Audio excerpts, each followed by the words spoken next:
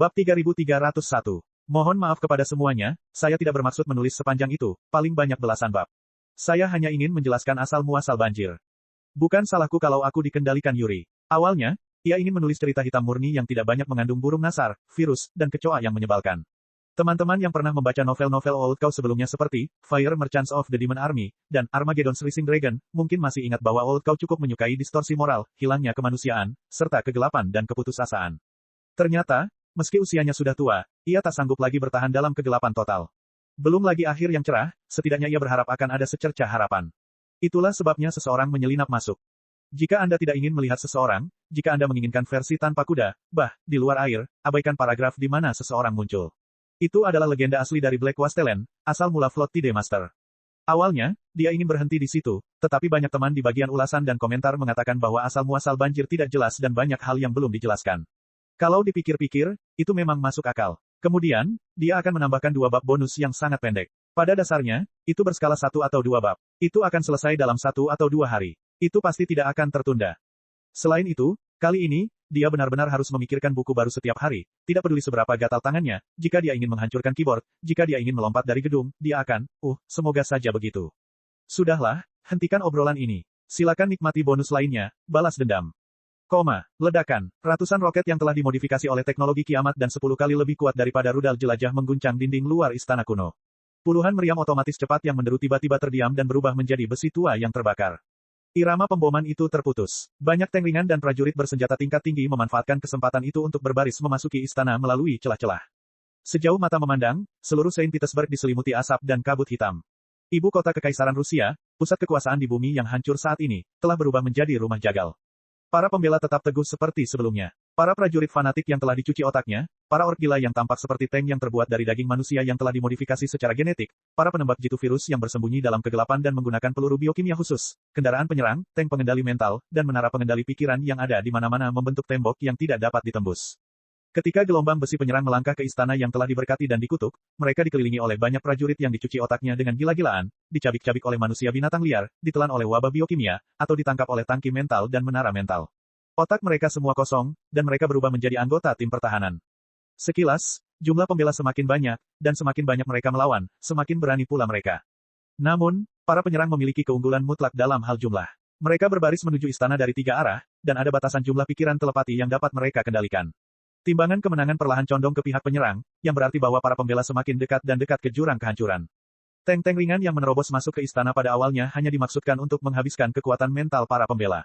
Ketika sebagian besar tank dan menara mencapai batas kendali mereka, sinar kematian yang merusak muncul di luar istana satu demi satu. Mereka menyapu dan menghancurkan semua yang ada di jalan mereka, membiaskan, membelokkan, dan membelah, menyelimuti para prajurit, tank, meriam cepat, dan menara para pembela dalam sinar kematian yang menyilaukan. Belum lagi, mengikuti suara-suara yang tidak menyenangkan di langit, benteng-benteng super yang telah ditingkatkan oleh teknologi apokaliptik itu berbaris menuju istana tanpa bisa dihentikan, meskipun perlahan.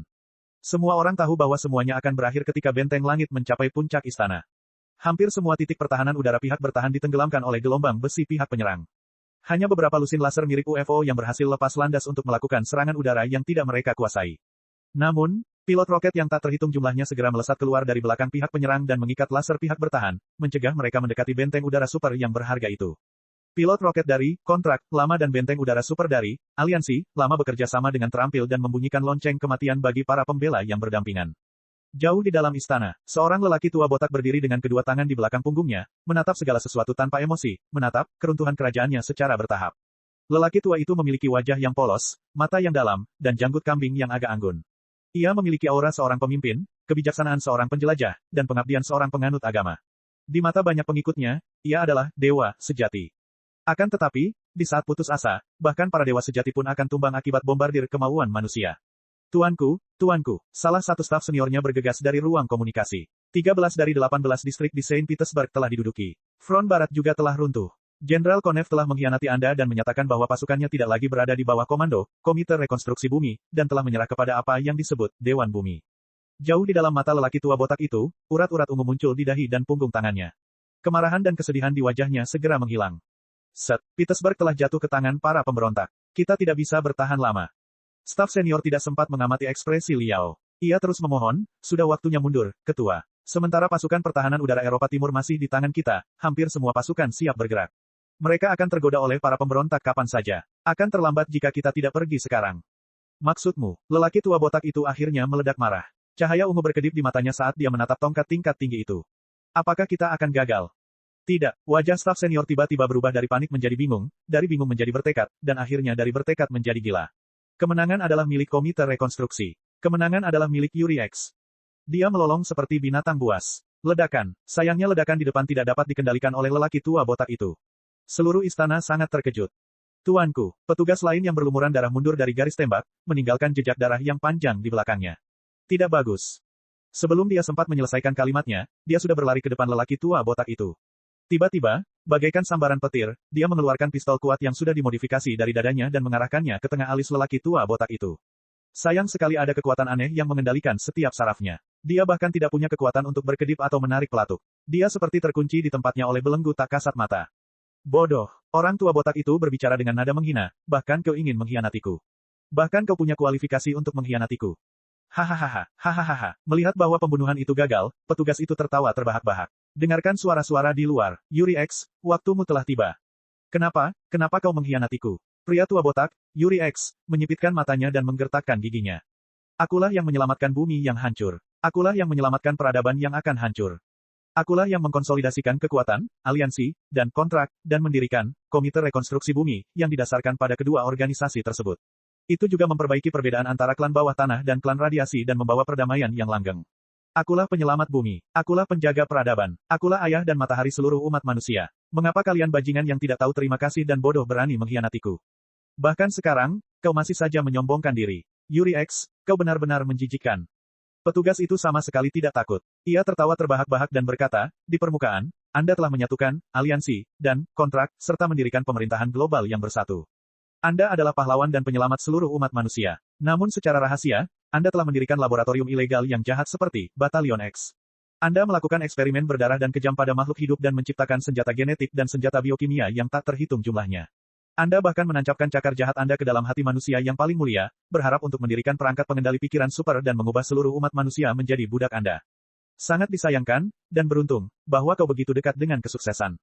Kau begitu dekat. Yuri X, wajah aslimu telah terungkap ke dunia. Semua perbuatan kotormu telah terungkap ke dunia. Markas rahasiamu dan perangkat pengendali pikiran super telah dihancurkan oleh kami. Iblis yang tidak manusiawi seperti dirimu sama sekali tidak memenuhi syarat untuk menjadi pemimpin seluruh umat manusia. Satu-satunya akhirmu adalah menerima keadilan dari bola meriam, elektromagnetisme, dan sinar kematian. Apa? Begitu petugas itu menyelesaikan kalimatnya, kepalanya meledak. Yuri X menjentikkan jarinya dan mengirim tubuh tanpa kepala itu terbang puluhan meter jauhnya. Ledakan dahsyat lainnya terjadi. Itu adalah truk yang dapat meledak sendiri yang telah dikembangkan oleh aliansi, dan didorong oleh teknologi apokaliptik. Truk itu menerobos masuk ke area tempat para pembela paling padat dan meledakkan semua yang ada dalam radius 100 meter persegi. Alis Yuri X pun bergetar. Setelah berdiri selama setengah menit dengan wajah muram, dia akhirnya berbalik dan berjalan menuju jalan rahasia di belakang istana. 10 menit kemudian, satu tim tank bersenjata lengkap, dilindungi oleh sejumlah besar pengikut, meninggalkan istana dengan tergesa-gesa dan bergegas menuju satu-satunya arah yang belum diserbu. Yuri X menerima berita buruk terbaru dari seluruh dunia. Komite Rekonstruksi Bumi, tempat ia mengabdikan hidupnya, telah dihapuskan dan digantikan oleh kekuatan bernama Dewan Bumi. Adapun dirinya sendiri, ia dinyatakan bersalah atas 23 kejahatan, termasuk pengkhianatan dan kejahatan terhadap kemanusiaan, berdasarkan tuduhan banyak bukti kuat.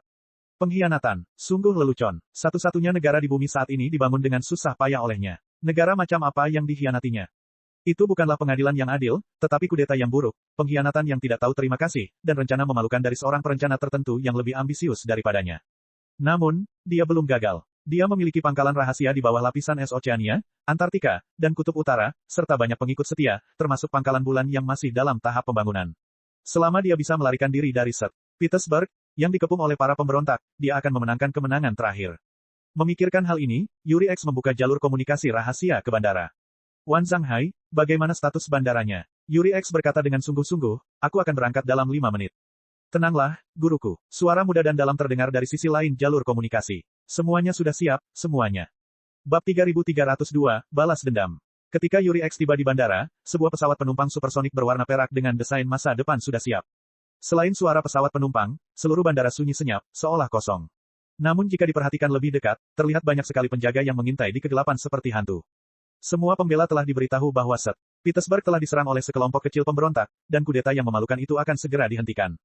Tidak masalah meskipun dia tidak memberi tahu mereka. 4 menara pengendali pikiran di 4 sudut bandara sudah cukup untuk mengubah semua orang di bandara menjadi boneka Yuri. Guruku, Bapak yang penyayang bagi seluruh umat manusia. Seorang pemuda bermantel abu-abu dengan rambut hitam dan mata hitam menyambutnya. Ia membukakan pintu untuk Yuri X dan membungkuk hormat kepadanya. Pemuda itu memiliki wajah yang merupakan gabungan antara ketampanan dan kepolosan.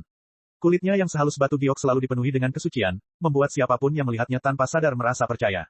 Hanya ketika beberapa orang melihat dengan saksama, mereka dapat menemukan kerutan kecil yang tak terhitung jumlahnya di dekat rongga matanya, yang menunjukkan bahwa usianya jauh melampaui penampilannya.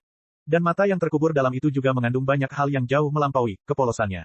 Meskipun banyak orang memanggil Yuri X dengan sebutan guru, tidak banyak murid yang diakui oleh Yuri. Pemuda itu adalah yang termuda yang paling disukai dan dipercaya oleh Yuri. Namanya adalah Laut Seribu Harta Karun. Di permukaan, ia merupakan pemimpin Earth Cleansing Water Group, pemimpin General Alliance of Red Cross Charities, seorang aktivis hak sipil yang menyerukan rekonsiliasi antara perlombaan bawah tanah dan perlombaan radiasi, dan seorang wirausahawan, penemu, filantropis, dan bintang yang sedang naik daun dalam dunia politik yang terkenal. Namun secara rahasia, dia adalah tokoh penting dari Urey Group. Dia independen dari Earth Reconstruction Committee. Tentakel Yuri X yang lain adalah kartu trufnya. Dengan situasi saat ini, dia hanya bisa mengandalkan kartu truf terakhirnya untuk bertahan hidup. Situasinya di luar kendali kita. Seseorang mengkhianati kita. Yuri melambaikan tangannya pada murid kesayangannya dan berkata terus terang, mari kita pergi ke dasar samudera Arktik terlebih dahulu dan temukan para pengkhianat sebelum kita melakukan balas dendam yang paling kejam. Dewan Bumi tidak dapat mengendalikan seluruh planet secepat itu. Kita masih memiliki banyak kesempatan. Dipahami, Wan Zhanghai membantu Yuri menaiki pesawat. Kemenangan terakhir akan menjadi milik kita. Namun, citra gemilang yang telah Anda bangun selama 20 tahun di hadapan dunia akan hancur. Yuri menatap muridnya. Apakah kau bersedia? Tentu saja. Wan Zhanghai tersenyum. Tak satu pun dari miliaran kerutan di sudut matanya yang bergetar. Semua karenamu aku bisa berada di tempatku saat ini. Demi keadilan, yang hakiki, aku bersedia membayar berapapun harganya. Yuri mendengus dan berjalan ke kamarnya di belakang kabin. Jet penumpang siluman supersoniknya diperkuat oleh teknologi kiamat. Jet itu lebih canggih dan mewah daripada Air Force One, pesawat presiden sebelum Perang Dunia Ketiga, dengan kamar tidur dan ruang pertemuan yang luas. Pertempuran St. Petersburg telah menghabiskan terlalu banyak energinya. Bagaimanapun, dia adalah seorang pria tua yang berusia lebih dari 100 tahun. Dia tidak sanggup menahan kelelahan seperti itu dan butuh istirahat yang cukup. Saluran keberangkatan pesawat secara bertahap terpisah dari pesawat. Wan Zhanghai memerintahkan kru dan menara kontrol untuk segera lepas landas. Sampai saat ini, semuanya normal. Namun, saat Yuri meletakkan tangannya di pintu kamar tidur, pupil matanya tiba-tiba menyempit, dan dia berhenti sejenak. Retakan. Dalam sekejap mata, 2 tangan besi yang dilingkari busur listrik mendobrak pintu dari dalam dan menyambarnya. Mereka adalah infanteri peledak magnetik. Astaga, lantai di kedua sisinya juga diledakkan oleh bom plastik. Satu tim pasukan elit Navy SEAL melompat keluar. Cahaya ungu berkedip di kedalaman mata Yuri. Api ungu segera menyelimuti dirinya, yang berubah menjadi bilah tajam dan menusuk otak para penyerang. Semua bola mata para penyerang meledak, dan otak mereka menyembur keluar melalui lubang hidung dan telinga mereka. Akan tetapi, suatu kekuatan yang sifatnya sama, yang bahkan lebih kuat dari dirinya, menjatuhkan pria berusia 100 tahun itu ke tanah. Ah! Yuri berbalik, keterkejutan dan kemarahan tampak di wajahnya. Ia meraung seperti binatang yang dikurung, dan cahaya ungu di dalam matanya tiba-tiba meningkat. Namun, gelombang otak pemuda itu 10 kali lebih kuat daripada dirinya. Setelah hanya 5 detik mengalami kebuntuan, ia tampak menua 50 tahun lebih dari 100 tahun. Mata dan otaknya hampir kering. Ia memuntahkan seteguk darah ungu dan jatuh ke tanah. Masih ada senyum polos dan murni di wajah Wan Zhanghai. Dia berjalan ke arah profesornya tanpa tergesa-gesa. Ketika dia melewati tubuh seekor anjing laut, dia berhenti dan menghunus belatinya. Belati itu tajam, dengan moto Navy SEAL terukir di atasnya, satu-satunya hari untuk bersantai adalah kemarin. Wan Zhanghai menjulurkan ujung lidahnya dan menjilati kata-kata itu. Kemudian dia berjalan ke gurunya sambil membawa belatinya. Keduanya saling menatap, masih terlibat dalam persaingan mental. Miliaran garis cahaya ungu saling bersilangan dan bertabrakan di mata mereka. Tak lama kemudian, Yuri benar-benar pingsan. Darah mengalir keluar dari mulut, hidung, mata, dan telinganya, dan dia mengerang seperti orang tua yang sekarat. Jadi itu kamu. Yuri menatap Wan Zhanghai dengan mata paling berbisa dan meraung dengan suara yang paling tidak dapat dipercaya. Mengapa kau mengkhianatiku? Manfaat apa yang diberikan, Dewan Bumi, kepadamu sehingga kau bersedia menghancurkan Komite Rekonstruksi Bumi, dan tujuan yang telah kita bangun dengan susah payah? Sopan santun, profesorku yang baik. Jaga sopan santunmu. Bagaimanapun juga, kau adalah pria yang hebat. Kau tidak perlu bersikap begitu menyedihkan meskipun kau putus asa.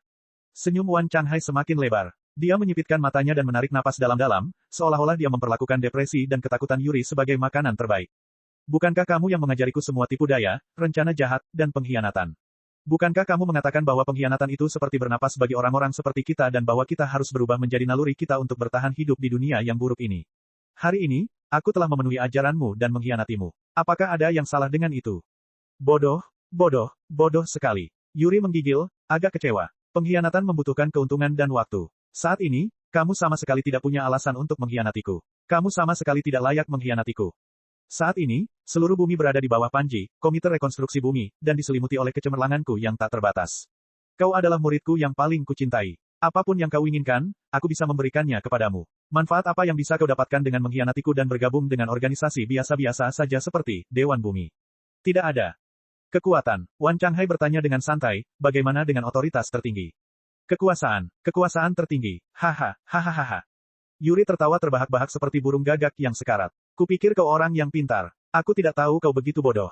Wan Changhai, aku tahu kau ambisius dan tidak akan pernah mau melayani orang lain, tetapi aku tidak tahu kau begitu tidak sabaran sehingga kau bahkan tidak bisa menunggu beberapa dekade. Ya, selama aku di sini, kau tidak akan pernah bisa memegang kekuasaan tertinggi, Komite Rekonstruksi Bumi. Tapi kenapa? Aku sudah berusia lebih dari 130 tahun. Tidak mungkin bagiku untuk hidup selamanya. Saat ini, kau masih muda, dan ini bukan saat yang tepat untuk merebut kekuasaan tertinggi. Kau bisa menunggu. Dalam 10 hingga 20 tahun, 30 hingga 40 tahun paling lama, aku akan menyerahkan seluruh karirku kepadamu. Bahkan jika aku tidak menyerahkannya, tidak akan terlambat bagimu untuk memilih mengkhianatiku saat itu. Sekarang, kau ingin mendapatkan kepercayaan dari Dewan Bumi, dan kekuasaan tertinggi dengan mengkhianatiku. Haha, kekanak-kanakan. Terlalu kekanak-kanakan. Bahkan jika kau mengkhianatiku, kau masih ditandai oleh Urei. Kau tidak akan pernah menonjol di Dewan Bumi, dan naik ke puncak.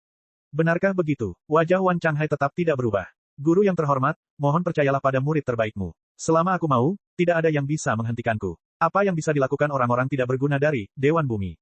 Tapi itu tidak masuk akal. Mata Yuri melotot, dan dia bernapas dengan berat. Bahkan jika kau bisa menghilangkan noda di latar belakangmu dan mencapai puncak, Dewan Bumi, dengan cara yang paling sulit, itu akan tetap memakan waktu 30 hingga 40 tahun atau bahkan lebih lama. Apa bedanya dengan rute yang kupilih untukmu di awal? Yang pertama lebih berbahaya, lebih lama, dan lebih tidak pasti. Yang terakhir hampir pasti. Kau adalah murid terbaikku. Tidak ada yang bisa menggantikanmu. Apa yang disebut kekuatan sama sekali bukan alasan untuk pengkhianatan. Ya, kau sudah melihatku. Wan Changhai terus tersenyum, tetapi api yang dalam membakar jauh di dalam matanya. Aku tidak mengkhianatimu karena alasan konyol, kekuatan tertinggi, tetapi karena alasan yang lebih kuno, intens, dan abadi, balas dendam. Pembalasan dendam. Yuri tertegun cukup lama. Urat-urat di leher dan pelipisnya menonjol satu persatu. Dia hampir tidak bisa mempercayai telinganya. Ini lebih seperti lelucon daripada, demi kekuasaan. Dendam apa yang kau miliki terhadapku sehingga kau harus menghancurkan semua yang kita miliki? Itu aku. Kloninganku menemukanmu di rumah sakit dan membantumu menutupi dan memalsukan identitas resmimu. Kalau tidak, iblis cacat sepertimu tidak akan bisa menipu, aliansi, saat itu. Sayalah yang mengajari Anda cara mengembangkan, kekuatan hati, dan menjadikan Anda salah satu dari 10 pakar super teratas di bumi. Saya juga memberi Anda banyak dana dan dukungan teknis untuk mendirikan perusahaan pemurnian air terbesar di dunia. Sayalah yang melukiskanmu sebagai seorang dermawan, pejuang hak-hak sipil, dan seorang orang suci yang terkenal di dunia. Itu aku. Aku sendiri yang membesarkanmu dan memberimu semua yang kau miliki saat ini sedikit demi sedikit. Selain itu, selama seluruh proses, aku jarang menyiksamu, dan aku jarang memanfaatkanmu. Kau benar-benar berbeda dari murid-murid dan subjek percobaan lainnya. Kau adalah karya seni paling sempurna yang pernah kuciptakan. Kau adalah mahakarya yang dianugerahkan kepadaku oleh surga. Aku sama sekali tidak sanggup menyakitimu. Sekalipun aku melakukannya, itu hanya untuk melatih kekuatan hatiku. Aku hanya memberimu segalanya. Jika kau mengkhianatiku demi kekuatanmu, aku bisa mengerti. Tapi, balas dendam. Aku tidak mengerti. Aku sama sekali tidak tahu ada dendam apa di antara kita. Memang tidak ada apa-apa di antara kita, tapi... Wan Changhai menggigit belati dan menjentikkan jarinya. Kabin berdarah itu segera dipenuhi dengan musik country yang mengalun cepat. Di Virginia Barat yang seperti surga. Ada sungai Nando di pegunungan Blue Ridge. Makhluk-makhluk di sana jauh sekali, lebih tua dari pepohonan. Lebih muda dari gunung, tumbuh seperti angin sepoi-sepoi. Bawa aku pulang ke jalan desa. Di sanalah aku seharusnya berada. Ada kebingungan di mata Yuri. Dia tidak mengerti apa yang dimaksud Wan Changhai. Apakah kamu ingat, Jack Barrett? Wan Changhai mengangkat belatinya dan menatap Yuri. Ia mengarahkan bilahnya ke tengah alis profesornya dan berkata, mantan Navy Sail Rider, salah satu kelompok pertama subjek percobaan Chemex. Gelombang keruh muncul di mata Yuri yang bingung. Dia berkata dengan ragu, gigi emas. Ya, Gold Tooth Barrett. Wajah Wan Changhai tenang, tetapi suaranya bergetar. Aku membalas dendam padamu atas apa yang dideritanya di Chemex. Belati itu menyemburkan api ungu. Moto Navy Sail berkilauan. Tunggu, tunggu. Yuri benar-benar bingung. Apa hubungannya gigi emas besar denganmu? Benar, sepertinya kalian telah melarikan diri bersama di padang pasir selama beberapa hari. Kalian bahkan mencuri catatan mentalku darinya. Jadi kenapa, kau tidak akan rela menghancurkan segalanya dan membalaskan dendamnya hanya untuk beberapa hari, bukan?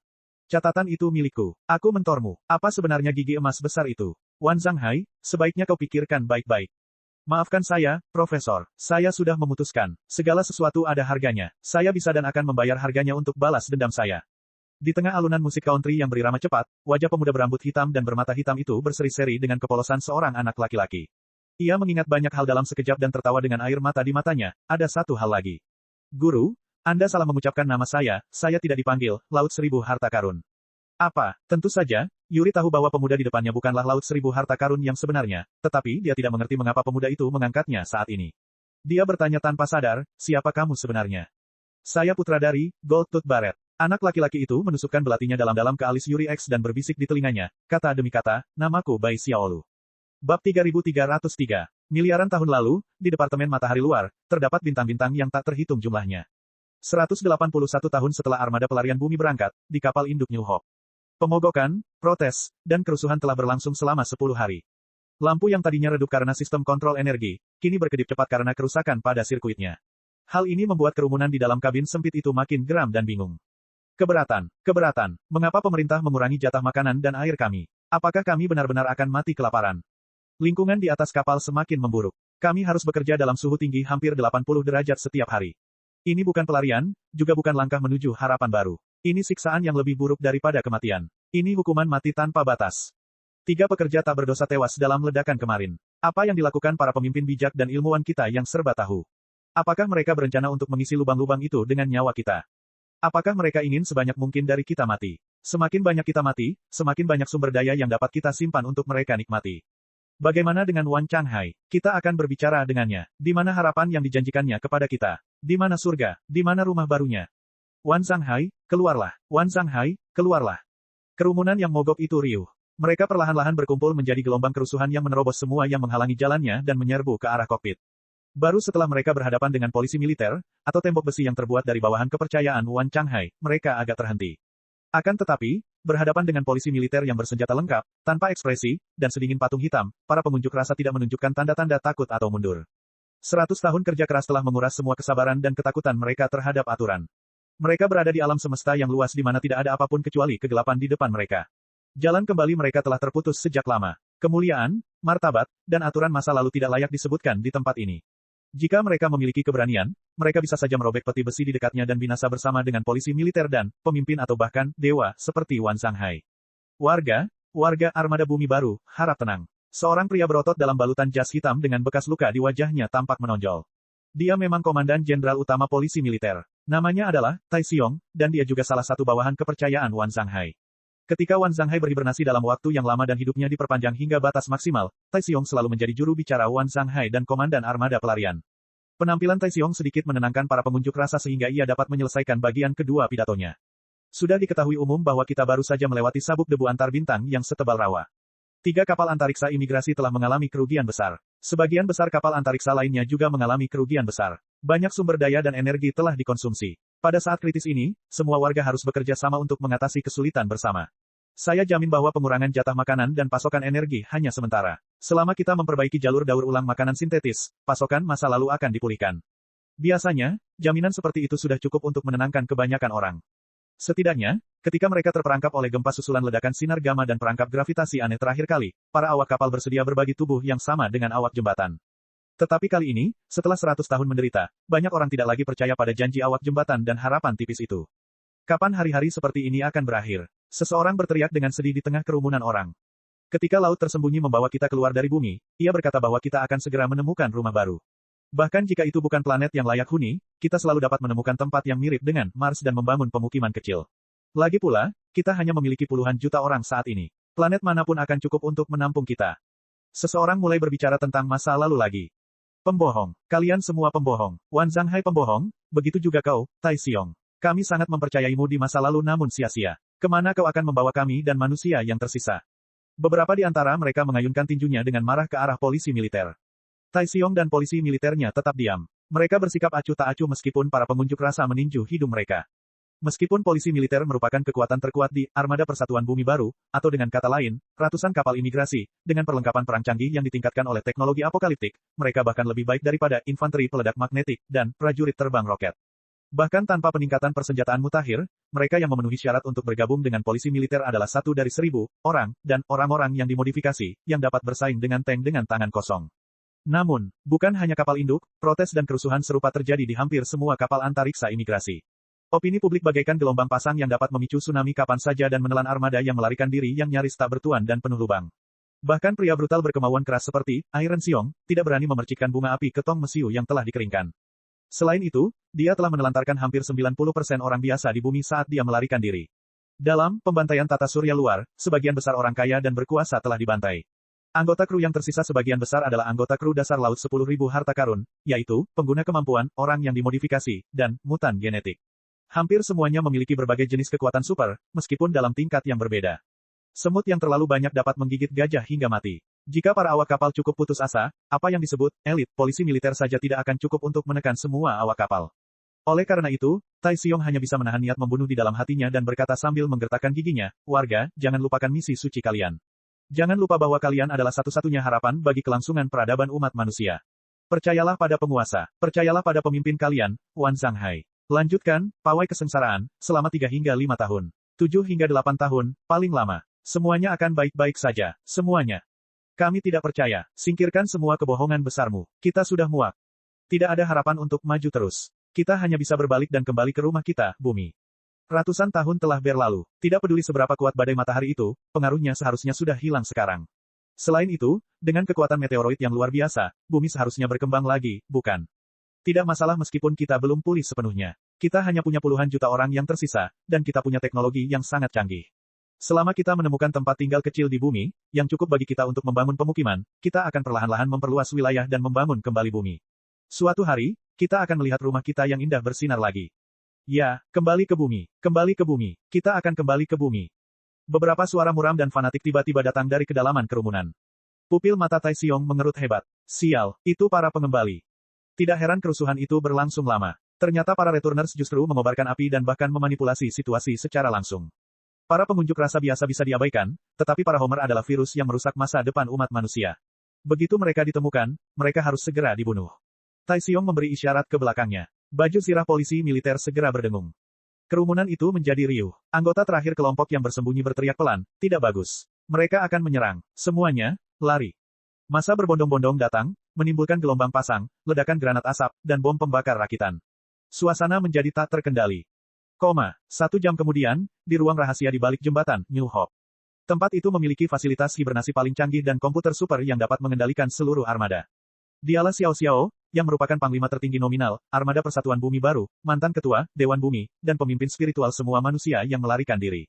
Myriad Hidensi sudah sangat tua. Liku-liku bumi bersatu, malapetaka yang tak berkesudahan dalam menghadapi bencana alam, kemunafikan dalam berurusan dengan orang kaya dan berkuasa, berbagai tipu daya dan tipu daya, termasuk pembantaian berdarah di tata surya luar, dan petualangan antar bintang yang menggetarkan jiwa yang mengikutinya, yang semuanya menyangkut kehidupan miliaran orang, telah benar-benar menguras vitalitas dan kekuatan mentalnya. Meskipun ia telah melatih kekuatan hatinya ke tingkat tertinggi, seperti mentornya, Urey, dan telah direndam dalam cairan nutrisi berenergi tinggi 90% dari waktunya, ia tetap tidak dapat menahan diri untuk tidak menunjukkan tanda-tanda penuaan. Ada kerutan di wajahnya dan bintik-bintik penuaan di sekujur tubuhnya. Setiap napas yang ia ambil tampaknya membutuhkan waktu lama, seolah-olah itu adalah napas terakhirnya. Matanya yang dulunya jernih dan dalam, perlahan-lahan tergantikan oleh kecurigaan. Akibat dari konsumsi daya mentalnya yang berlebihan itu muncul dalam beberapa tahun terakhir. Ia mengalami halusinasi serius dan halusinasi pendengaran. Seringkali, ia tidak hanya tidak mampu menangani urusan armada yang rumit, ia bahkan tidak mampu mengendalikan emosinya. Seperti para pemimpin heroik yang jarang terlihat dalam sejarah, ia perlahan-lahan berubah menjadi tiran yang kejam dan tidak berperasaan di akhir hayatnya. Saat Tai Xiong membungkuk hormat pada Wan Zhanghai, dia bahkan samar-samar bisa mencium aroma tubuh lelaki tua darinya. Itu adalah bau yang sangat kuat yang melambangkan kematian dan pembusukan. Seolah-olah hanya cangkang lelaki tua yang tampak lemah di depannya itu yang masih hidup, sedangkan organ-organ dalamnya dan jiwanya telah lama mati dan perlahan membusuk. Bahkan aroma kuat cairan nutrisi berenergi tinggi dan obat-obatan hibernasi di dalam ruang hibernasi tidak dapat menutupi bau menjijikkan itu. Dia sudah tua, Tai Xiong berpikir dalam hati. Kemudian, dia terkejut dengan pikirannya sendiri. Bagaimanapun, laut harta karun tersembunyi adalah satu-satunya simbol spiritual dari peradaban manusia yang tersisa dan dewa yang hidup. Bagaimana mungkin seorang dewa bisa tua? Tetapi setelah keterkejutan itu, dia merasa bahwa itu bukan masalah besar ketika dia melihat wajah Wan Zhanghai yang agak nerotik. Lagi pula, dia bukan dewa, melainkan manusia. Manusia akan menjadi tua dan mati. Setelah dia meninggal, dia akan menyerahkan jabatannya. Bab 3304, tanpa judul. Meskipun Tai Xiong memiliki banyak pikiran yang keterlaluan tentang lautan seribu harta karun, lelaki tua yang kurus kering itu, bagaimanapun juga, adalah pemimpin peradaban umat manusia selama lebih dari 100 tahun dan seorang dewa yang dipercayai, dikutuk, dan harus dipercayai oleh banyak orang. Tai Xiong menenangkan dirinya dan melaporkan kerusuhan yang terjadi di armada selama beberapa hari terakhir kepada lelaki tua itu. Telah ditetapkan bahwa kerusuhan itu adalah operasi yang direncanakan dengan matang. Dengan hancurnya bumi, armada-armada bumi baru semakin jauh dari rumah. Setelah banyak pembantaian dan pembersihan, tatanan lama telah lama hilang. Jutaan orang yang selamat dan alam semesta yang gelap dan dingin hanya dipisahkan oleh dinding besi yang dingin. Dalam lingkungan yang terbatas, bertekanan tinggi, dan putus asa seperti itu, hanya butuh 1 detik bagi manusia untuk berubah menjadi binatang dan binatang menjadi iblis. Selama 100 tahun pelarian, perlawanan terhadap Laut Seribu Harta Karun tidak pernah mereda. Kerusuhan dan pemogokan skala kecil telah terjadi, tetapi semuanya merupakan masalah kecil dan tidak terlalu memengaruhi misi armada koalisi, karena tidak ada satupun perlawanan yang dapat menyelesaikan satu masalah. Jika kita tidak mendengarkan perintah Laut Seribu Harta Karun dan bergerak maju ke sisi lain alam semesta, sumber meteoroid, kemana kita akan pergi? Jika masalah tidak diselesaikan, kerusuhan akan tetap menjadi kerusuhan. Itu hanya pelampiasan ketidakpuasan di bawah kelelahan dan rasa sakit. Namun, para pengembalian, itu berbeda. Para regresionis adalah ideologi paling berbahaya yang muncul dalam armada koalisi dalam beberapa tahun terakhir. Mereka sudah sangat persuasif dan destruktif. Sesuai dengan namanya, Returners mengklaim bahwa, setelah 100 tahun pemurnian dan perbaikan diri, bumi telah terbebas dari badai matahari yang merusak dan mendapatkan kembali sebagian vitalitasnya. Setidaknya, dibandingkan dengan memperbaiki bumi, harapan untuk menemukan rumah baru di ujung alam semesta lebih tipis. Oleh karena itu, armada koalisi tidak boleh terus berbaris menuju kegelapan yang tidak diketahui tetapi berbalik dan kembali ke bumi. Berlayar di lautan bintang jauh lebih sulit dari yang kami duga. Kami akan membutuhkan waktu puluhan ribu tahun untuk mencapai tujuan kami. Sistem sirkulasi makanan dan sistem hibernasi tidak cukup untuk mendukung perjalanan yang begitu panjang. Kami ditakdirkan untuk gagal dan binasa dalam kegelapan yang paling dalam. Mari kita kembali. Lautan kepahitan tidak ada habisnya. Mari kita kembali sekarang. Belum terlambat untuk mengubah rute kita sekarang. Jalan kembali sudah kita jelajahi dengan jelas. Kita tidak akan menemui kendala lagi. Kita pasti akan kembali. Lahir di bumi, mati di bumi. Kembalilah ke bumi dan bangun kembali rumah kita yang paling indah. Di alam semesta yang luas, bumi adalah satu-satunya surga kita. Para returner menyebarkan rumor tersebut secara rahasia. Mereka menggerogoti tubuh armada koalisi bumi seperti racun dan perlahan-lahan mengikis sedikit kepercayaan terakhir yang dimiliki orang-orang terhadap Hidensi. Berbeda dengan keluhan dan katarsis yang tidak berarti di masa lalu, ideologi para Homer tidak hanya menggoda tetapi juga sangat bisa dioperasikan. Setelah beberapa kemunduran besar dan kerugian besar armada, planet biru di masa lalu telah menjadi surga yang diimpikan banyak orang lagi. Kekuatan para Homer tumbuh semakin kuat dari hari ke hari. Saat ini, mereka bahkan dapat menghubungkan lusinan kapal antariksa bersama-sama dan meluncurkan protes skala besar selama setengah bulan. Akhirnya, mereka telah menjadi sakit kepala besar bagi armada koalisi. Panglima tertinggiku, meskipun Wan Changhai bukan panglima tertinggi armada koalisi bumi baru, semua bawahannya yang terpercaya menyapanya dengan cara seperti itu. Tai Xiong tidak terkecuali. Partai Return telah berkembang pesat. Jika kita terus mundur dan berkompromi, api kehancuran hanya akan semakin menyala. Sudah waktunya untuk membuat keputusan. Jalan di depan kita masih panjang. Penderitaan mungkin belum berakhir selama bertahun-tahun. Armada imigran yang longgar tidak ditakdirkan untuk mencapai tujuan mereka. Hanya pasukan yang berkemauan keras dan disiplin yang akan berhasil. Jantung Tai Xiong berdetak kencang. Dia menjelaskan seluruh rencana yang telah dipikirkannya sejak lama. Apapun reaksi orang tua itu sesuai dengan harapannya. Akan tetapi, lelaki tua itu tidak bereaksi seperti kayu lapuk dan tidak setuju ataupun tidak setuju. Tai Xiong mengumpulkan keberaniannya dan bergerak mendekat, hanya untuk mendengar Wan Changhai berkata dengan suara rendah, "Baiklah. Kau boleh pergi." Tai Xiong tertegun sejenak. Sambil memutar matanya, dia tidak berniat bertanya lebih jauh. Dia membungkuk kepada panglima tertingginya, dan meninggalkan ruangan. Lampu di ruangan itu tiba-tiba redup. Dalam suasana yang remang-remang dan samar, butuh waktu lama sebelum napas lemas seorang lelaki tua terdengar. Bertentangan dengan dugaan Tai Xiong, tidak adanya respon dari Wan Changhai bukan karena tipu muslihat apapun, tetapi karena dia benar-benar tidak peduli lagi dengan apapun yang terjadi pada armada penjahat. Saat otaknya perlahan mengering, vitalitasnya terkuras sedikit demi sedikit. Setelah kehancuran bumi dan pembantaian di tata surya luar, dunia di luar Laut Seribu Harta Karun perlahan runtuh. Seperti semua orang tua lainnya, dia semakin tenggelam dalam kenangan menyakitkan, penyesalan di masa lalu, dan orang-orang serta hal-hal di masa kecilnya. Ia perlahan-lahan mengalami halusinasi dan halusinasi. Ia sering berpikir bahwa pesawat antariksa yang ia tumpangi adalah organ dalam berkarat dari seekor binatang besi. Jalan berkelok-kelok dan gelap itu seperti saluran pencernaan binatang itu, dan ia disiksa di dalam perut binatang itu. Sulit baginya untuk memasuki kondisi hibernasi lagi. Bahkan obat hibernasi yang paling ampuh pun tidak cukup untuk menghentikan kobaran api, genangan darah, dan hantu-hantu dari mimpinya. Para korbannya termasuk para bangsawan dan orang kaya yang telah dibunuhnya dalam pembantaian di tata surya bagian luar, serta orang-orang biasa yang telah ditinggalkannya ketika dia meninggalkan bumi. Para bangsawan, orang kaya, dan orang-orang biasa semuanya tampak sama ketika mereka dibunuh. Wajah mereka berkerut dan pucat, dan mereka menatapnya dengan bingung, sedih, dan putus asa. Mereka tidak perlu berteriak atau mengulurkan tangan. Hanya menatapnya dengan mata putus asa, menatapnya sepanjang waktu, dia tidak tahan lagi dan berada di ambang kehancuran. Ah, karma, ini karma kita. Kadangkala, lelaki tua itu terbangun dari mimpi buruknya, melambaikan lengannya yang kurus dan berjuang seperti orang yang hampir tenggelam, mencoba menyingkirkan rasa takut dan putus asa yang ada di mana-mana. Kita tidak bisa lari. Kita tidak bisa. Hehehehe. Tidak ada yang bisa lari dari bumi. Tidak ada. Kadang-kadang, ia menghabiskan setengah hari menatap bagian belakang pesawat luar angkasa, seolah-olah matanya bisa melihat melalui dinding, kabin, dan jalan setapak, melalui bintang-bintang yang gelap, dan kembali ke bumi di mana ia bisa melihat keadaan planet yang menyedihkan setelah kiamat. Apakah penting untuk melakukan protes, kerusuhan, dan mundur? Itu sama sekali tidak penting. Bahkan jika tidak ada yang mundur, tetap saja akan ada yang mundur. Akan ada berbagai macam cerita aneh, yang mengungkap sisi terburuk dari sifat manusia dan membunuh harapan untuk bertahan hidup. Sekalipun mereka dapat bertahan hidup dan mencapai tujuan setelah semua kesulitan yang mereka hadapi, apakah mereka tetap manusia? Dia tidak tahu. Dia benar-benar tidak tahu. Saat masih muda, dia pernah bertekad untuk mencari harapan di ujung alam semesta. Namun baru pada akhir hayatnya ia menyadari apa kemauan umat manusia di hadapan luasnya lautan bintang dan betapa mengerikan harga yang harus dibayar untuk menentang tatanan alam.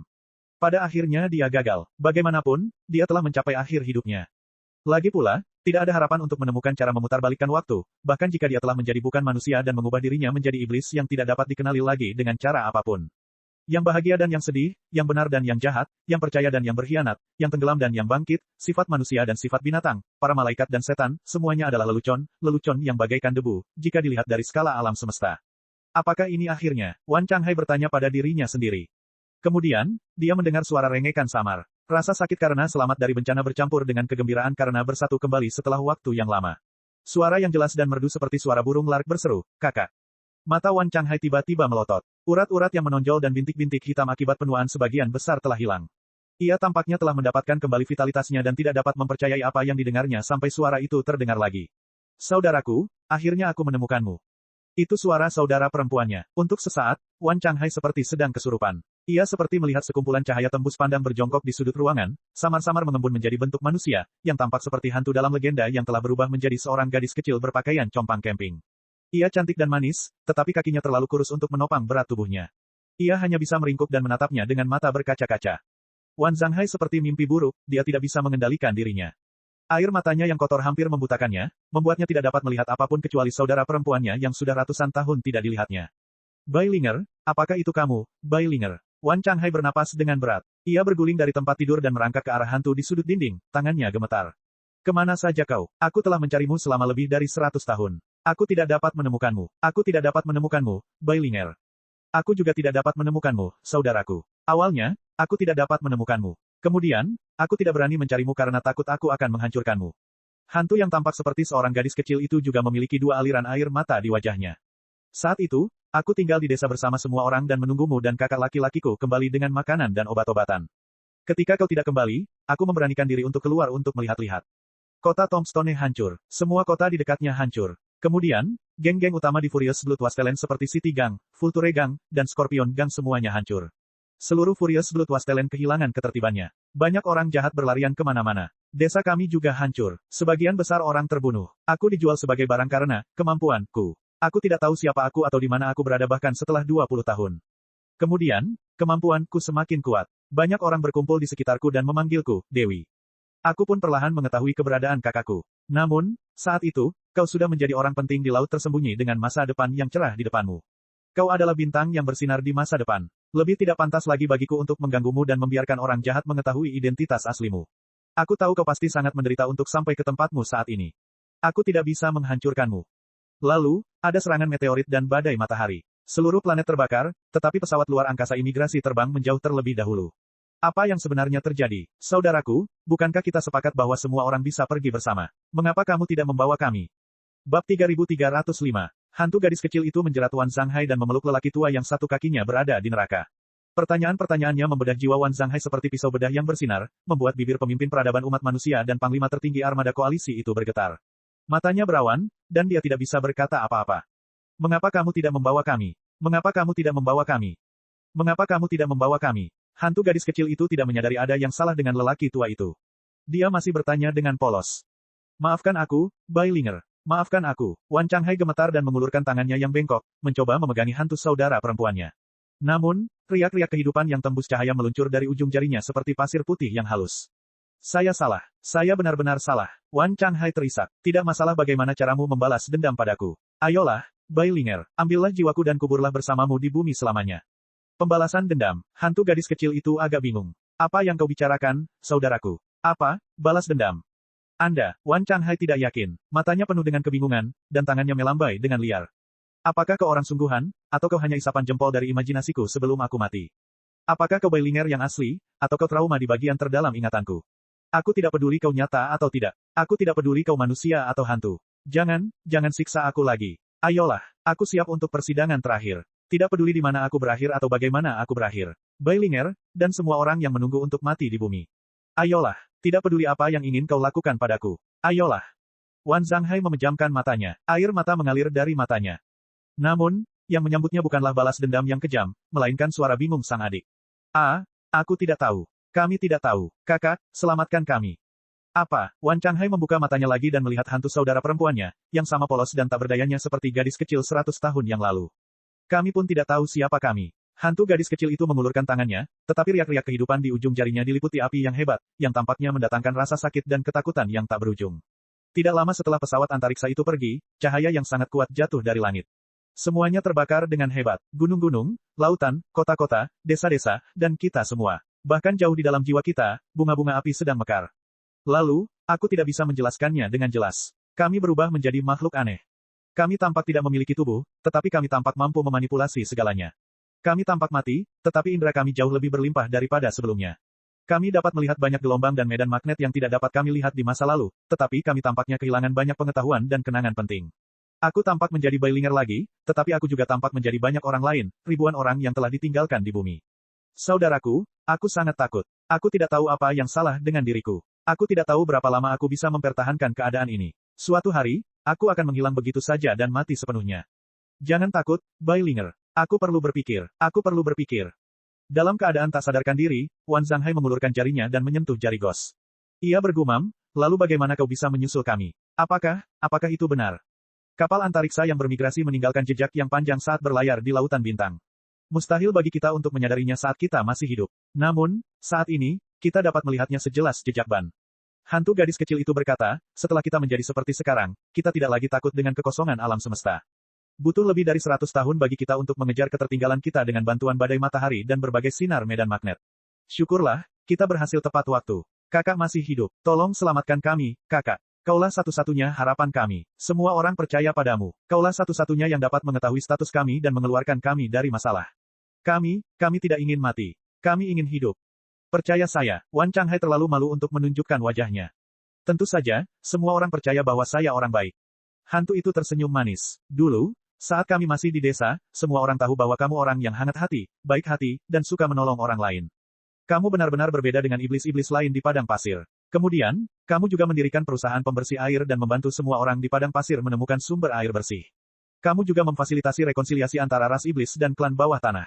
Aku tidak tahu berapa banyak nyawa yang telah kamu selamatkan. Saudaraku, seperti di masa lalu, tolong selamatkan kami lagi. Kamu bisa melakukannya. Kami percaya padamu.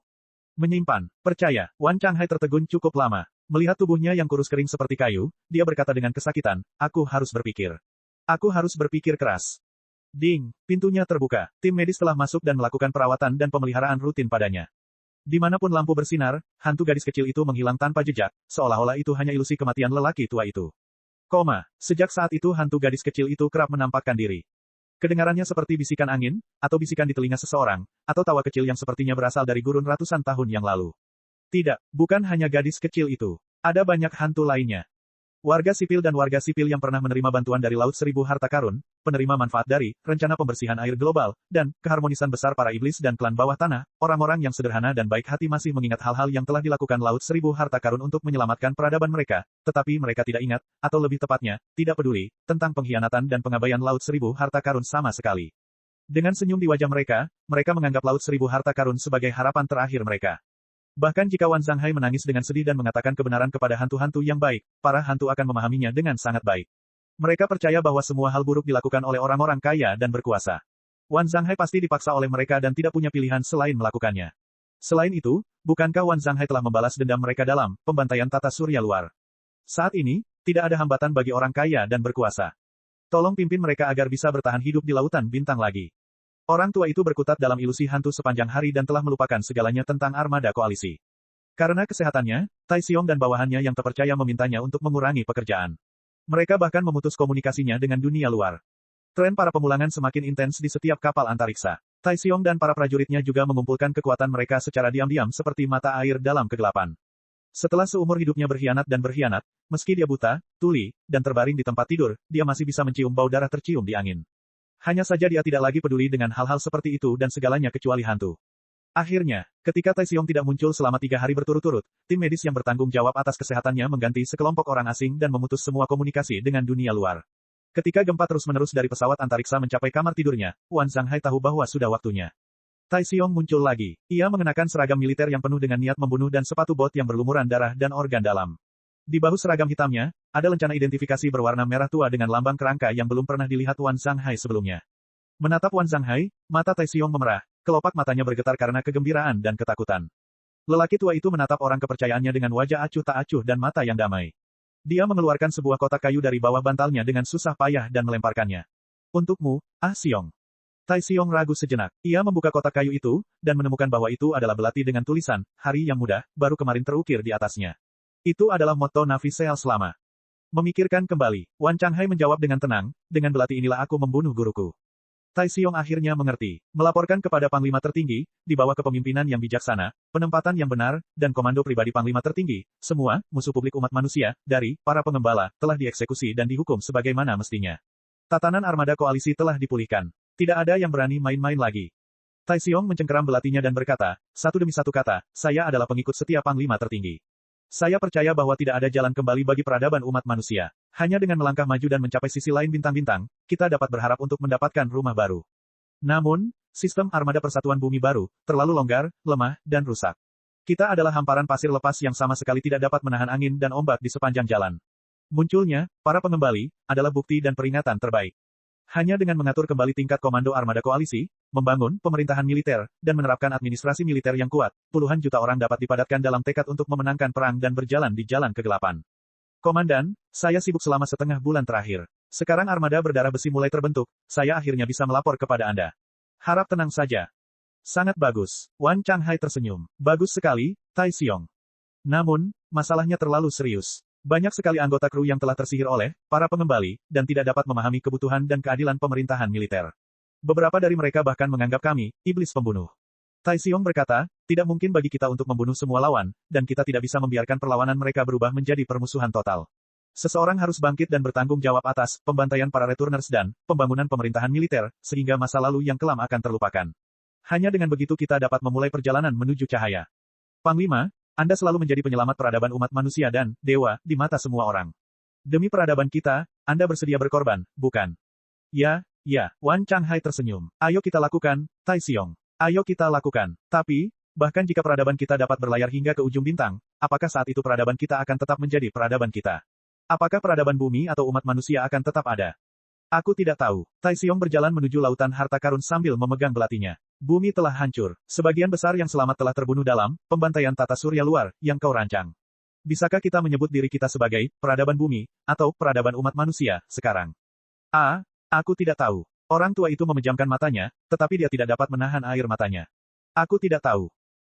Ribuan tangan yang marah mengangkat Wan Zhanghai tinggi-tinggi dan mengirimnya ke dalam reaktor kristal.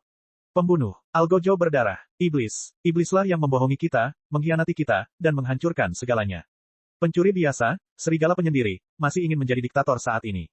Bakar dia sampai menjadi abu. Biarkan dia dikutuk selamanya.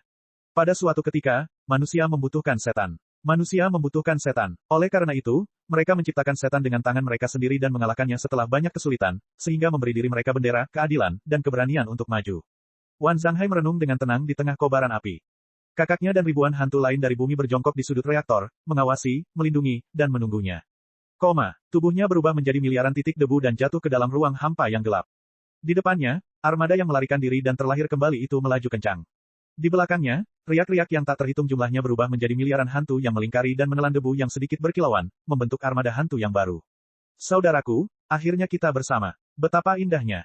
Ya, bagus sekali. Aku tidak menyangka bentuk kehidupan lain akan seperti ini. Kemana kita akan pergi selanjutnya? Apakah kita akan mengejar armada yang melarikan diri? Tidak usah terburu-buru. Bagaimanapun, lintasan pelayaran dan lompatan mereka ada di tangan kita. Kita bisa mengejar mereka kapan saja jika kita mau. Saudaraku, kami semua takut sebelumnya. Kami tidak dapat mengendalikan bentuk dan frekuensi kami, dan kami tampaknya akan hancur setiap saat. Namun sekarang setelah kami memilikimu, kami tidak lagi takut. Ya, percayalah padaku. Kau tidak perlu takut padaku di sini. Saudaraku, bagaimana masa depan nanti? Kemana kita akan pergi? Masa depan akan sangat indah, bukan? Suatu hari, kita akan mencapai sisi lain cahaya dan menemukan cara untuk memutarbalikkan waktu dan mengubah segalanya. Kita akan mampu menghentikan semua kesalahan dan menebus semua penyesalan. Kita akan menghidupkan kembali setiap korban bencana alam dan bencana buatan manusia sehingga kita dapat hidup bahagia bersama. Saudaraku, kita bukan lagi manusia. Kita ini sebenarnya apa? Aku tidak tahu, tetapi alam semesta ini terlalu besar dan terlalu panjang. Aku akan memberitahumu jawabannya suatu hari nanti. Sekarang, tidurlah. Kakak, kamu terlalu lelah. Serahkan sisanya padaku. Kakakmu ada di sini. Tidurlah. Kakak, tidurlah. Tidurlah. Bab 3306, Binatang Raksasa. Era kebangkitan klan purba di lautan bintang yang luas. Tidak seorang pun tahu seberapa besar binatang itu. Tidak ada manusia, spesies asing, atau asteroid yang mampu membuatnya memanjangkan semua tentakelnya, yang penuh kerutan, jurang, pengisap, dan sinapsis. Batang tubuh yang digunakannya untuk menyerap kristal, mencerna energi spiritual, dan melakukan lompatan ruang 4 dimensi berdiameter lebih dari 1000 km.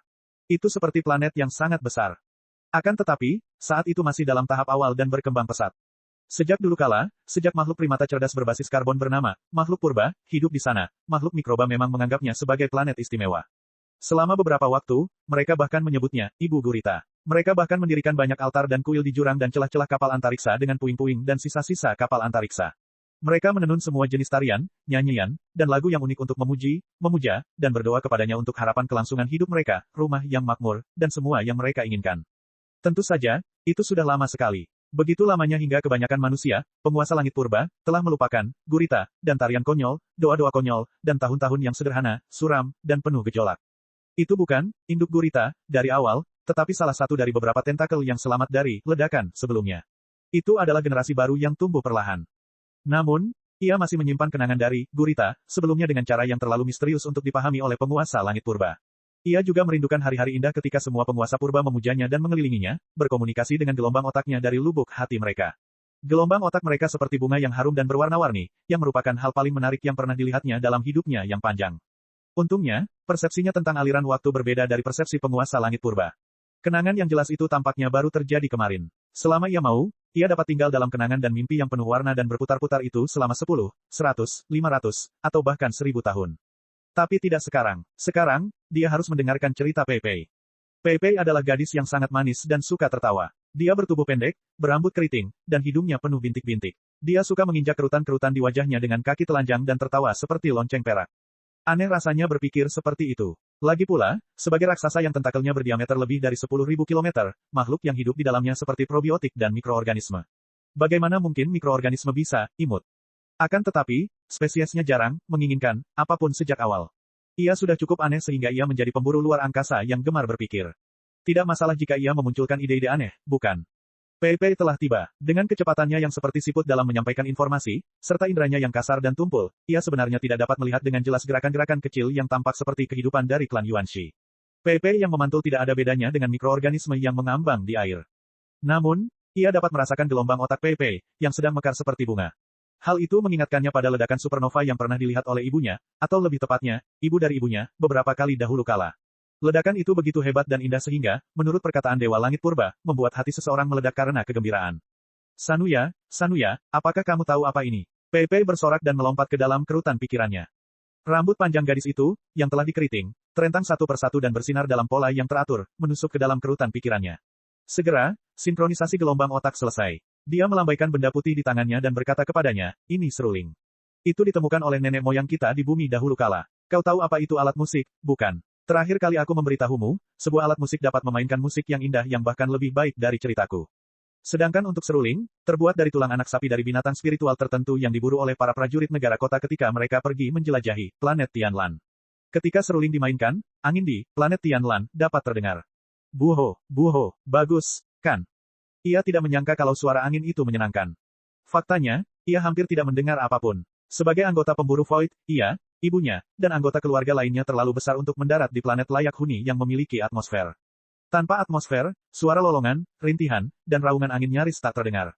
Namun ia bisa membayangkan, ketika ia melakukan lompatan ruang 4 dimensi, memang ada jenis energi khusus yang bersentuhan, bertabrakan, dan melonjak di antara saraf dan sel-selnya, memberinya perasaan aneh. Itu hampir merupakan perasaan paling nyaman yang pernah dirasakannya sebelum penguasa langit purba menetap di atasnya. Bagus sekali. Ia berbohong kepada gadis itu dan melanjutkan, namun, aku masih lebih suka mendengarkan ceritamu. Pei Pei, mari kita lanjutkan cerita kemarin dan ceritakan padaku, oke? Tentu, Pei Pei tertawa. Kemudian dia membelalakan matanya dan berkata dengan bingung, namun, Sanuya, apakah kamu tidak bosan mendengarnya? Aku sudah menceritakan kisah itu kepadamu 3 kali. Banyak, pembuat mimpi, sebelum aku telah menceritakannya kepadamu. Kamu pasti sudah mendengar kisah, 1001 malam, sejak lama sebelum kamu lahir dan ibumu meledak, bukan? Itu berbeda, katanya, itu juga 1001 malam. Aku hanya suka mendengarkanmu. Mengapa? Mata gadis itu begitu cemerlang, seakan-akan memantulkan 10.000 bintang di kedalaman alam semesta.